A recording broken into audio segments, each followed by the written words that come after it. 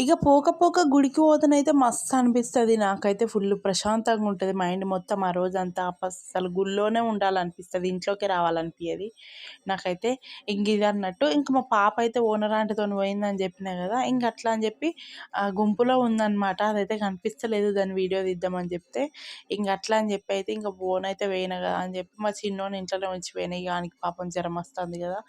అట్లా అని చెప్పి ఇక అదన్నట్టు ఇంకా ఇప్పటికి కూడా పాపం వాడికి ఫీవర్ అయితే అస్సలు తగ్గట్లేదు. మళ్ళీ నైట్‌కి నైటే ఫీవర్ వస్తుంది. నైట్ అంతా ఫీవరే ఉంటుంది. డేలో బాగానే ఉంటుండు. కాకపోతే ఫుల్లు దగ్గుతుండు. మస్తు దగ్గు, జలుబు అయితే చాలా ఉంది.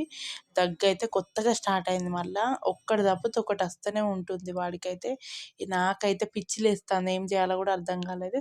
ఇక ఇక్కడైతే ఆ రోజైతే ఇంకా ప్రసాదం తీసుకొనైతే వచ్చేసినాం. వడలు పెడుతుర్రు, తమలపాకు, పులిహోర. ఇక్కడైతే ఇంక అందరికి తీర్థం అన్నమాట. ఇక్కడ చూడండి కనిపిస్తుంది మా పాప అయితే ఆ మందిల నుంచి అయితే వస్తుందన్నమాట. ఇంకా చిన్నగా అయితే ఇట్లా వీడియో అయితే తీసిన అన్నట్టు.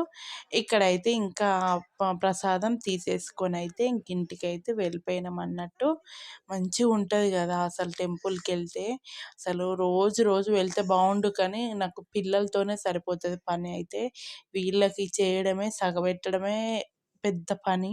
ఇంకా ఇంట్లో పనులు చేసుకొని వీళ్ళకి చేయడమే సరిపోతుంది. వీళ్ళు పెద్దగా అయితే కానీ ఇంకా టెంపుల్స్‌లోకి ఇంకా వెళ్ళే అంత మనకి ఉండదన్నట్టు. పెద్దగా అయితేనే వెళ్ళాల్సి వస్తది.